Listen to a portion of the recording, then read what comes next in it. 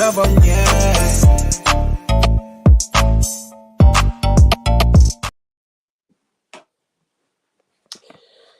Good evening. Another late night. You know me, I'm a jet setter. Got to get out and about. People to meet, people to see. Big up Shiesty. Shiesty's here to remind us all that she might have the best boxing stable in the game. Am I right? Yes, big up Shiesty. Wouldn't you? Steve, thank you for joining us. In case people are wondering, poor Ricco has got toothache. So, good evening, SW Fighter, by the way.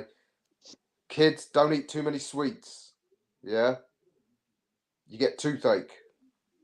Now, Rico's going to have to see his dentist and probably get it yanked out. So, Steve, Mr. Neutral, thanks for joining us. Before we carry on, we got to have a little word from our lovely sponsors. D-Rock makes you look great.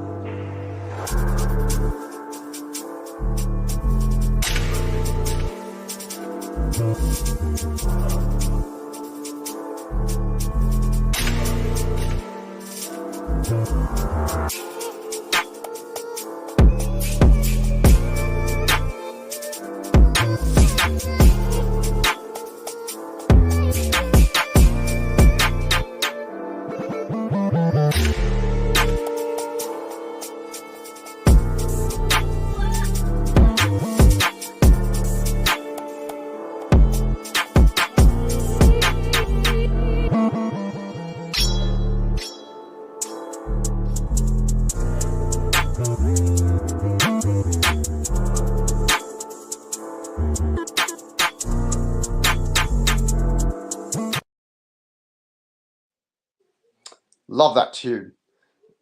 Don't you just love the way tune. You know, Chris, when he's doing his shadow boxing, it's like in rhythm to the beat, isn't it? It's very so well edited to you know, his you know, it was fantastic. And yes, that drum beat went exceptionally well. Big up, Shiesty. She's loving your setup. Yeah, you're a proper podcaster right there. Yeah. Thank you, Shiesty. Much love going out to the 505. Yes. Moving up in the world, you got to go with the times, haven't you, Ra? There's this perception that Mr. Neutral's this all-time big thing. No, he's not. It's just one of you guys behind the mic. But Yakusako, get onto Twitter and the 505 account, and you'll see the draft picks for all the contestants in this vote. And don't forget, vote neutral, because my draft pick is second to none. 3 times undisputed, 1 time the best ever, 2 times undisputed elect, 2 times future undisputed, and the miracle man that was once known as Daniel 2-weight champion Jacobs. How's them apples, Ra? I was more impressed by if you really were a promoter and that was your stable, I was more impressed by the fact that the longevity, because you've got a couple of future greats in there in Moses and Abdullah. Fantastic prospects. All of 19 and 20 years old, respectively. One, I think, a future heavyweight champ for sure. Maybe the youngest heavyweight champion ever. I'm hoping they can maneuver him to get that. And Abdullah Mason, yeah, he will be a pound for pound great in a few years. So, yeah, if you was a promoter, that is a hell of a stable. But I'm staying out the votes. Yeah. Neutral. Listen, yes. Fans, you'll vote for who you like. But talking of promoters, that's the topic of today. It's a bit of a quiet week or so in terms of shows. News has come in. Wembley, AJ Dubois increased capacity at Wembley to 96,000. Don't know how much that extra 2,000 is significant. So it's a hell of a sellout event, courtesy of Riyadh season. But same week, we've heard the UFC event that Riyadh season are hosting in Vegas, going head to head with Canelo, the biggest star in the game. Apparently, $30 million deficit. So, looking at some of these Riyadh season cards, and I'm not negative, you know, they are great cards. Not the greatest of cards. Me and you remember the 90s, of course, when Don King used to put on 5 to 7 world title fights and stadium fights like the Azteca, the mighty Azteca Stadium where Diego Maradona most famously. 120,000. Yeah. I mean, that was Phenomenal. a different level. So they're good cards, but when I look at some of the fighters that are on there that have found their way onto all of these cards, that's why I asked the question for tonight's show. Is the boxing establishment taking him for a ride? And you know what? I somewhat suspect they are. I strongly suspect they are. And yeah, it's listen. It's a great question. As I said in our group chat, I'm just salty that I can't get in on the act because if anyone's going to have to get ripped off, I'd rather it's the owner of DAZN and the owner of Riyadh season because they ain't gonna miss the money. Yeah. As the old proverbial saying that shit rolls downhill. Someone has got to pay the cost at the end of the day. You know, how many cards can he keep going on and keep milking this cow of cards that are not profitable? Mm-hmm. You know, these are the questions leading up. Are they prepared to absorb that loss up until 2030 NEOM project, Saudi Arabia? Maybe, because at the end of the day, the figures involved is chicken feed. If we're being, you know, relative in terms of finances, because they can afford to lose 10 million a card, throw 3 or 4 cards a season up until 2030. That's no problem. The product at the end of the day is what they're after. The likes of Canelo, the likes of Tank, the likes of maybe Devin Haney, Crawford. One day maybe Ryan Garcia. Who knows? But these are the guys that bring the money to the table. They need these guys just to break even. So I think the long-term plan is, yes, they'll struggle the first couple of years. Maybe a couple of years' time, 2026, 27, they might find a stable path. But I'm not expecting them to announce profits until at least in the 2030s. Yeah, it makes sense. Businesses of that sort of scale, they don't make money for what, years, decades even. Didn't they say something like Amazon didn't start turning in a profit till what, Uber 20 years after it was founded or something? So Uber was like 6 years before. I don't think maybe they might be now, but they wouldn't make a profit at all for you. So it's always speculate to accumulate long term. With this, they got to get the infrastructure. They got to get in with the promoters within the USA. They got to have a certain, you know, feet on the ground, as it were, within each market of the continents.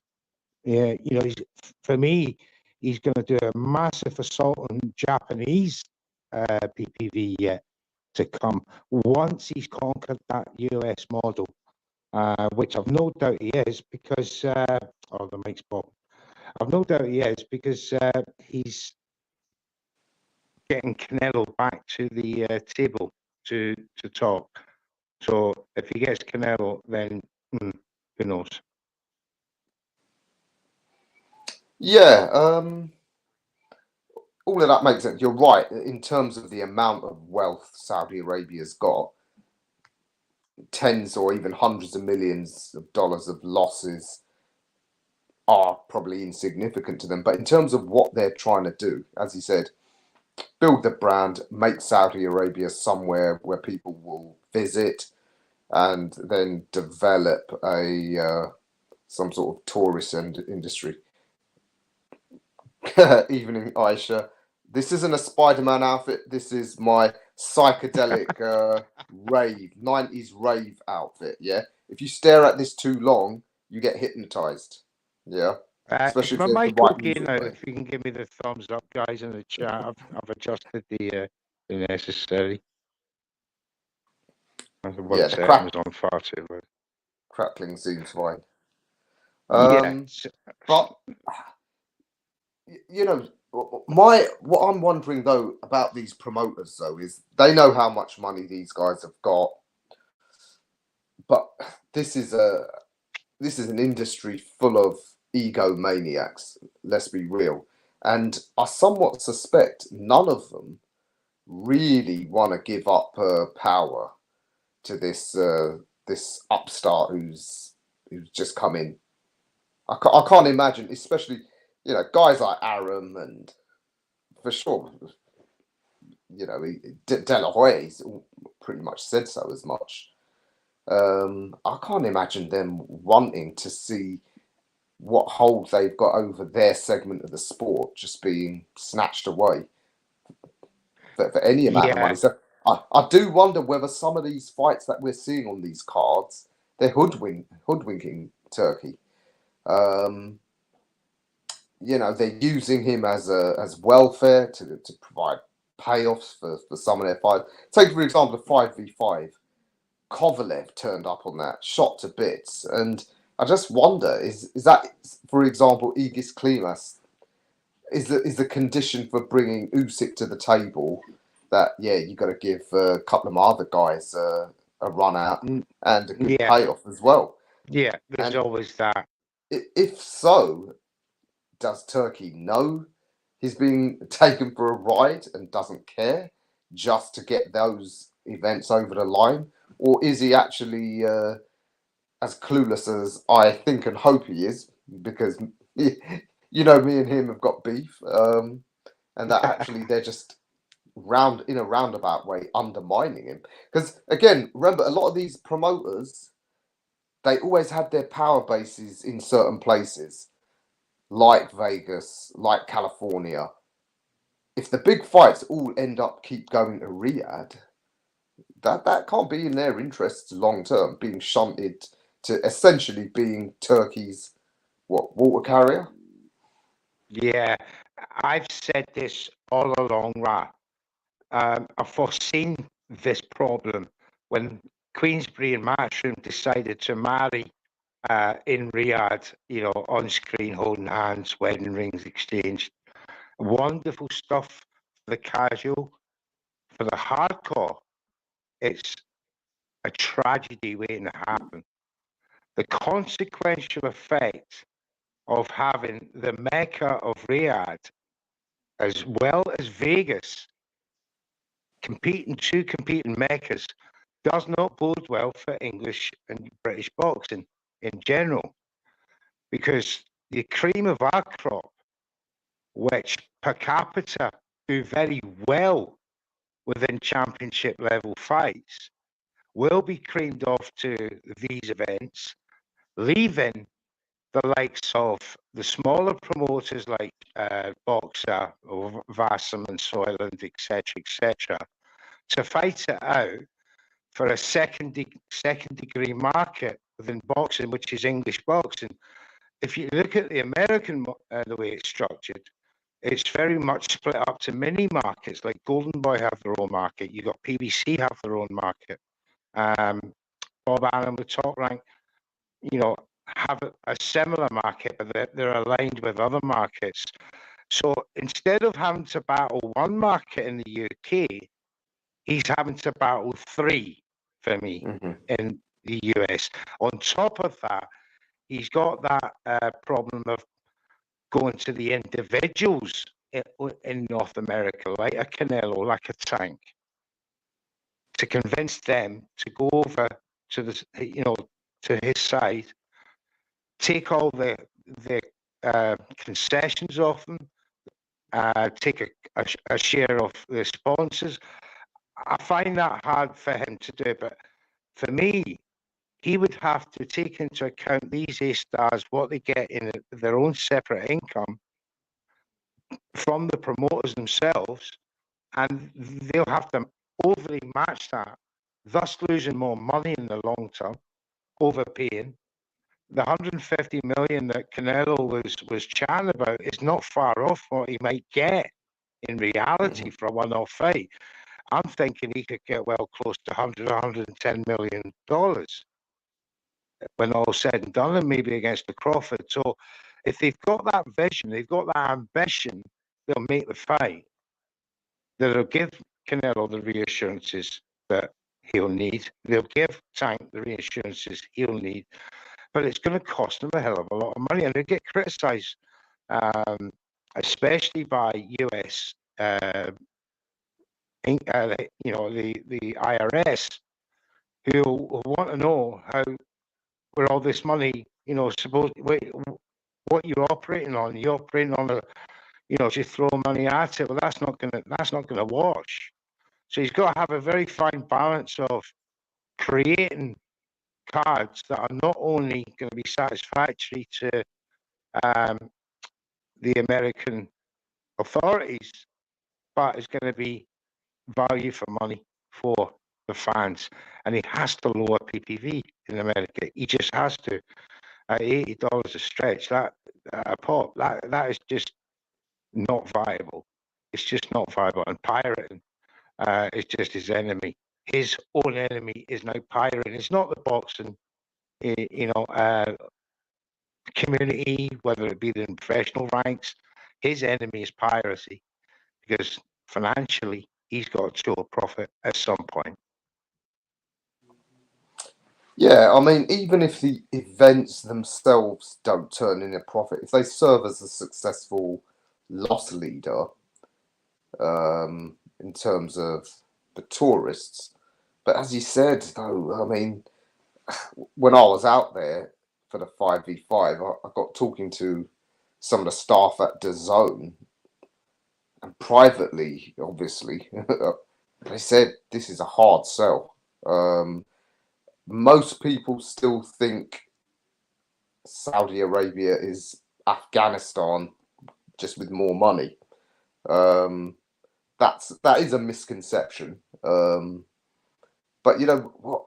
Westerners aren't going to want to visit there without liquor, not in any significant numbers. You as a Scotsman can attest to that, right? Yes, without doubt, it'd be a very hard weekend. On top of that, it's not even like it's cheap to get out there for the average fan. So again, it's not clear, like, what are they trying to create, some sort of exclusivist environment that the rich would want to go to, rich and famous. But then if that's the case, you'd think they'd follow like the Monte Carlo model. You don't need a big 20,000 seat arena just for a few very wealthy people to go in and enjoy things. Because if you compare it to, say, Las Vegas, the Las Vegas hotels, they pay pretty big site fees for events, but then they're getting high rollers come in who gamble away whatever more than whatever they're putting up for the price of a ticket will be a drop in the ocean at the end of the day. Yeah. But obviously you haven't got that in Saudi Arabia. There isn't that.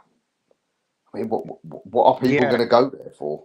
There simply isn't enough hardcore boxing fans willing to fork out to go over there. Yeah, you know the vision as well as I do of Neom 2030 in Riyadh.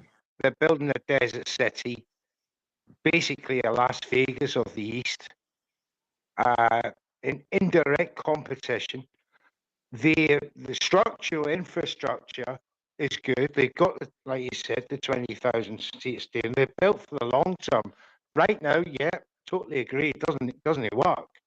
Surely they could have a smaller venue that would produce a more intimate and dynamic atmosphere. But they don't have the clientele for a boxing match. As much as I love the Saudis and the way what they're doing for boxing, when it comes to an audience and it comes to what we would normalize as boxing fans is a very rowdy, happy, cheering atmosphere, very raucous when it gets rough in the ring.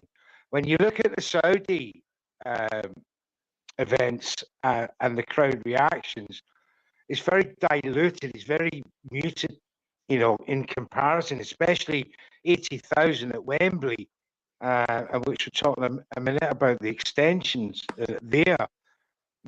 They're a far, long way from establishing that kind of. Sorry, my mic's gone again. They're a long way from establishing that kind of dominance within this, within there. But I see the long-term vision. So, in terms of these events which are still going on to, well, even if they're not held in Riyadh, but they're sort of subsidised by Riyadh, do you think the promoters are actually just, as Tony Ellis said in the chat, just milking this cow until ride the gravy train till the wheels fall off, and then they'll go back to doing what they were doing. I mean, it's interesting looking at Queensbury, how many signings they're doing lately. Are they at some level preparing? We've got a big influx of money for now. We know Frank's been in the business for long enough.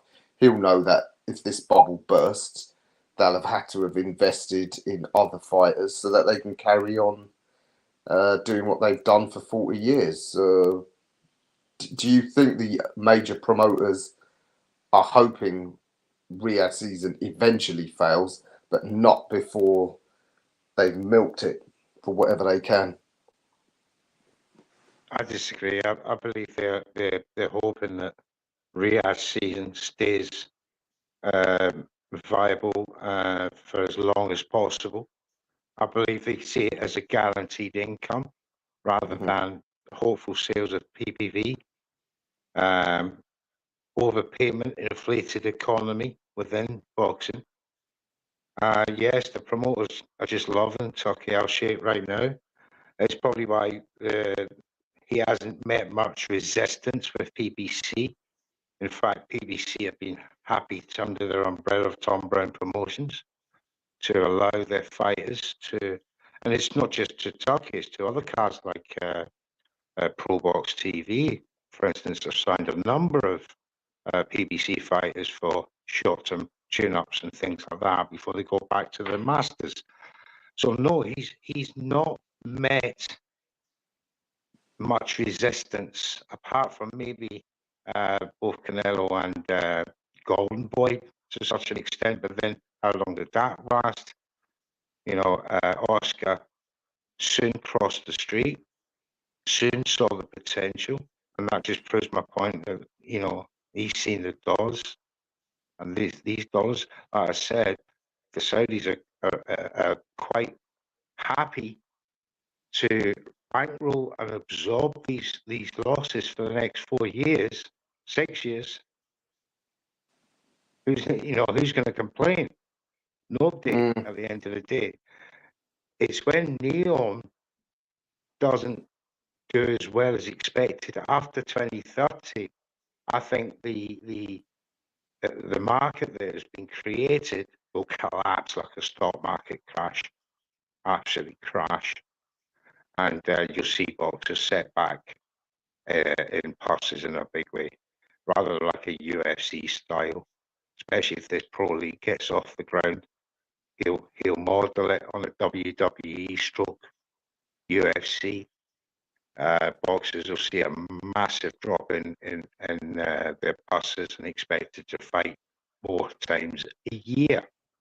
So these are things that, you know, I have foreseen in boxing that is yet to come, because once the stars, the characters that make PPV stars, like a Canelo, a Tank, very, very popular, when they're gone, there's no one to replace them, and you can't make them. You know, you just have to be one. Mm-hmm. Once they're gone, he's got total control of the price of every boxer going. Wow. This is why you're Mr. Neutral and everyone likes listening to you. Didn't think of it that way. Do you think there's any mileage in the idea that, and big up Naeem, everyone check out Ringside Fracas or Fracas, depending what part of the country you're from. Great work Naeem does on his podcast as well. Yeah, do you think the promoters in question have told the 3 biggest stars, yeah, let's hold back because we don't need him? That is, of course, Canelo, Tank, and Inoue, all 3 of whom have so far either snubbed or politely declined offers to fight under Riyadh Season's umbrella. Is that leverage from their promoters, or is that just fighters' ego?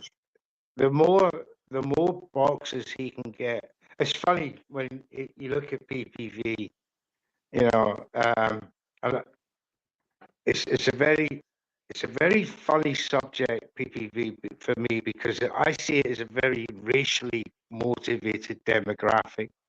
You've got the Canelo, who represents the Mexican community, and the Latino areas. You've got Tank, who represents the Americans and the Black community. You've got Inoue, who represents the Asian community.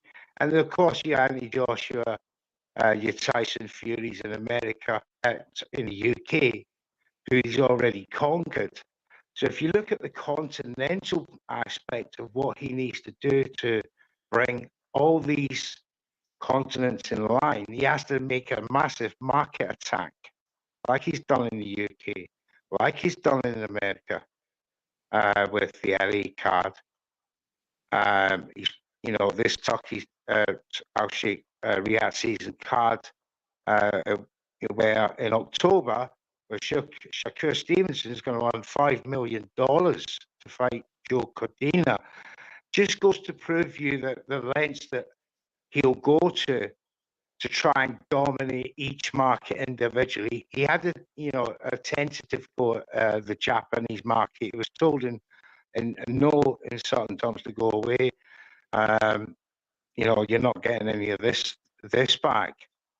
Then he went over to Tank, rather much the same way, but probably more of a insulting gesture back about, I'm not even going to speak to you unless I get 2 Ferraris, sort of thing. And then it was Canelo, where he lost his manners. And, but for me, all he has to do is be patient, because these guys will come to him. And now he's 33. Out of all the PPV stars, for me, he's the strongest, because that Japanese value will never wane. They're so loyal to their nation stars that they'll go heaven and earth unto he could be 45.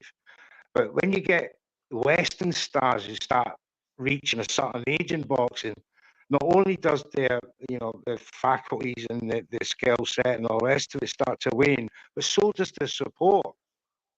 And PPV wise, as you've seen with Canelo now, he's come down from like nearly 2 million PPVs at his peak, and he's struggling to hit 500,000 now with each show. So he needs a big turkey card. He needs that before he goes. And yes, he'll milk that in the sense that if he fights a Crawford, he's going to get the $100 million fight. And yeah, why not? Big up to him. But that'll be the last that you'll see in 4 years' time of these big stars, because they'll be aged out. So it's interesting what you said about how if he wants to control the sport, like you said, in a UFC type model, it's in his interest that these superstars are aged out and move on. Exactly. He needs them. If without them, the path is a lot easier. As you've seen, when he's got access to the likes of Shakur Stevenson, Boots Ennis, of American boxing, Gary Antoine Russell, he's going to get these more and more of these stars. You know, Devin Haney, he's got him now under the matchroom. So when they start picking the likes of Kamel Morton and Abdullah Mason and stuff like that, then that's, you know, you're getting that monopolization of a promoter within a certain marketplace. So it's just very hard to try and break three of them at the same time, because you've got so many demographics within the US. You know, you've got the Mexican US element like Ryan Garcia, John Ruiz, Virgil Ortiz, these kind of guys born in America with Mexican heritage. They're not quite in the Canelo market. They're not quite in the US market, but they got their own, you know, mini market, if you like. He'll have to try and prize that away from Golden Boy or overinflate. And that's why Oscar will love this guy, because he'll pay his fighters what they want. He'll pay him what he wants to make up good cards. The more champions that Oscar can get, and that's with any promoter goes under his umbrella, the more champions they can get, the better for him. It really is. It's a no lose situation for the promoters, whilst Tuck is able to absorb these costs. How can this sport ever be profitable in that sort of UFC mold? Because, as you know, us, the hardcores who follow every level of the sport, we are a statistically insignificant number of the paying customers. The vast majority are casuals, and casuals are generally only interested in a handful of fighters. Yeah, I mean, where's the revenue going to come from without, you know, those superstars and just loads of evenly matched, maybe exceptional fighters, but not superstars? Where's the revenue going to come from? That I just don't see this. This sport doesn't have that level of interest. Exactly, and that's why the need and to get rid of the PPV stars, so he can create his own market. Like I said before, the purses will plummet for boxing, for boxers, where he'll enjoy PPV income rather much in the same vein that UFC do. He'll build that market up to 2 million plus a fight or card, even, I should say. And if you look at the way he's doing his cards, you know, the crews were in the first Riyadh season card with AJ, 8 fights, 1 card. And he seems to have followed that pattern into 2024 in a heavyweight. So I'm looking at the format that he's using is high them high, sell it cheap, but there'll be no PPV back end to pay out because there's no PPV stars. But it's what you'll have to pay for as a brand. The Riyadh season branding will change when it comes to that time. Fascinating. How is it that you, the Scotsman, know more about business than me, the Asian guy? genetic anomalies. That's what I am. What's the what mistakes is Turkey making at the moment, do you think? I think there's only one mistake he's made, and that was probably a rhetorical mistake that he made on a tweet. I don't think he's making mistakes in a business sense. If you look at his long-term plan, people will not understand how you can operate on a loss. But again, if you get the knowledge and you found out just how they're funding this, it's a massive, massive cash injection from not only GEA or the Saudi government, but also from hedge fund investors. I'm hearing something like 130 billion is already in that pot. But that's not just for boxing, that's for all sports. But if they keep topping that pot up, then boxing side of it is a drop in the ocean. It really is. And that's why I laugh at, when the Americans say that this guy will be out in 4 years. I can't see it. This guy will continue to build realities and brand. Neon 2030 project is such a high priority in Saudi Arabia to boost the tourism brand. If you appreciate that scale and investment that the Saudi Arabian people have made into sport, this is just a very small part of a very large plan. What could derail this whole thing? How could this fail? War. If there's a war, honestly, if the regional is unstable, that can considerably alter the plans for the Saudis. Yeah, without getting too deep and political about it. Other than that, there's nothing out there for me that can stop this plan. The support that he's getting from all sides of the pond is tremendous for him and GEA. So I see nothing standing in their way. The promoters are working with him. There's no one really, without confirmation for me about PBC and where Al Heyman stands with Turkey Al Sheikh, I just can't see any obstacles or caveats, as people like to say, that are in his way. I think he's got a very clear path to making the vision of Neon 2030 in Saudi Arabia.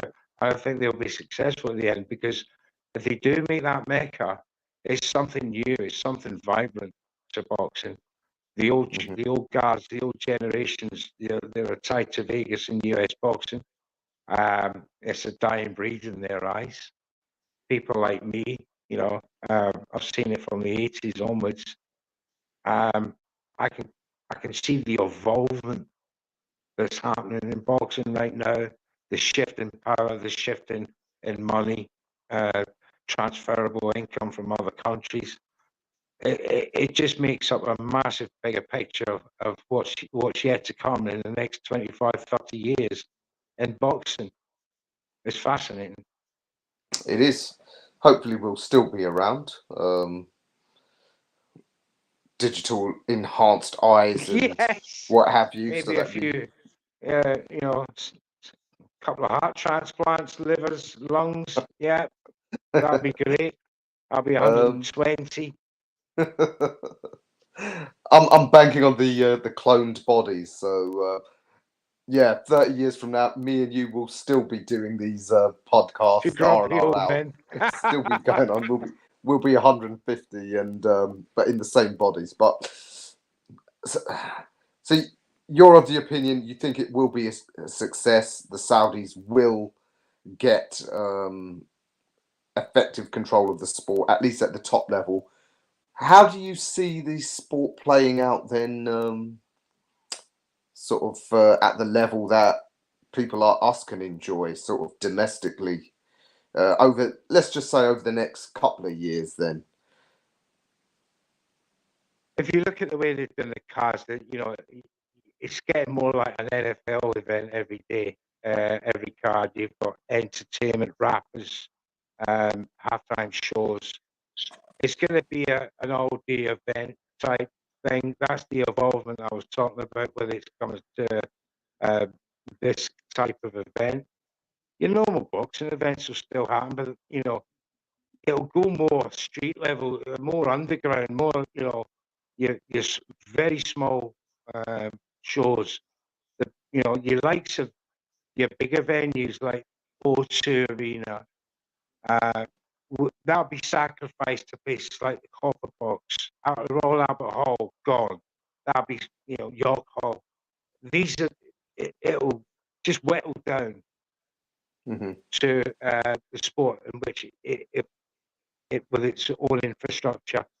So yeah, I expect a lot more domestic cards, and maybe European level, Commonwealth level. See a lot more of them at home than we do now. Turkey, he's used a couple of them fights to bulk up his cards so far, but I would imagine in a few years, 2 years' time, you'll see cards that have got an undisputed on it with a co-main of a unified fight. There'll be a defending champion of another way, 2-week world champion on the fourth card. It'll just stack it with all these great fights that are supposed to happen, and you'll probably see only 3 or 4 of these events a year maximum. The talent pool's not out there for more, especially the fighters only fighting once or twice a year. Yeah, I'll tell you what though, there's some optimism there then, because more local level shows. My friend Johnny Clark, for example, Top Tier Promotions. He's got his first show on DAZN, and he said, well, that no one ever took interest in local area title fights. Now they're getting screened as well. So this is what I mean. So basically, neutral. I'm gonna have to suck it up with my little feud with Turkey, aren't I? That's what you're saying. See, I brought you in tonight have to come to a give me hope. resolution and understanding. Yes. Listen, let's hope you get a follow back and press accreditation for it, mate. You deserve it. Punchout Boxing, big them up there. Let's see. Absolutely. All right. Listen, Steve, pleasure having you on. Thank you for stepping in and educating me. None of us know everything about this sport. All of us can learn something. So yeah, you've given us some great insight. Before we wrap up, can we just hear from D-Rock again, our brilliant sponsors? Just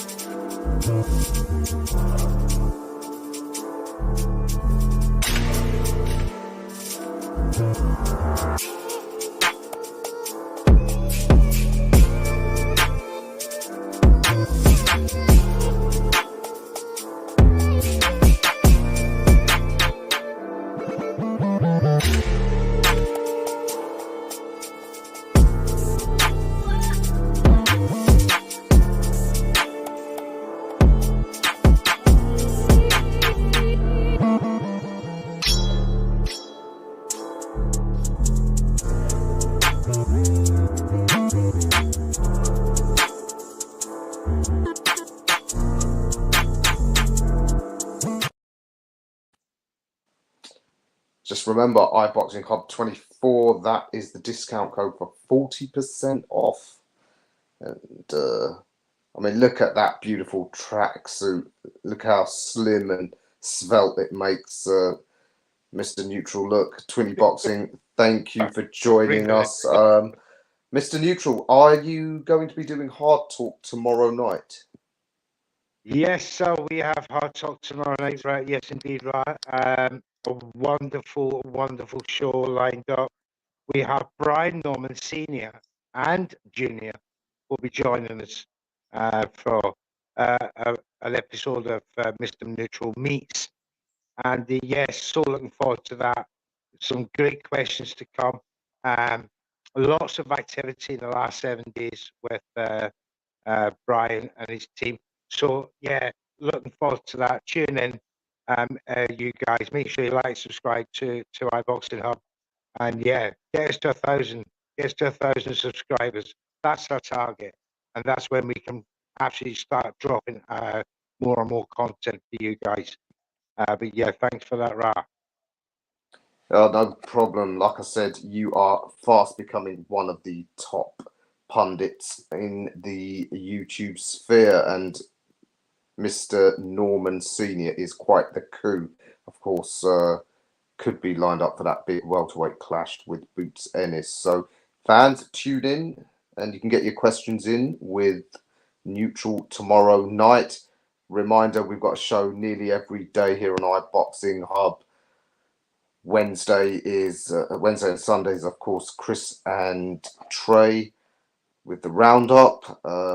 Monday we will have Aisha, of course, another rising star in this game, with the Green Diamond show. Tuesdays, Ray and Abbas do the weigh-in show. Incidentally, Abbas was over in Ireland for the Misfits show, so look out for the content for those of you who are into it. I'm not, but I appreciate a lot of you are. So it's a big up to Abbas. Hope he's having a good time over in Dublin. Making me jealous. I want to be there for other reasons, but yeah. Mr. Neutral, absolute pleasure. Thank you for joining me on a Thursday night. And we will see you tomorrow night for Hard Talk. Until then, good night, everyone. It's another band. All the Muslim calls now, whichever get up. I start my scars with a sweet one, please. Someone flicks me a bag by the So, it's another one, yeah, it's a full strand, yeah.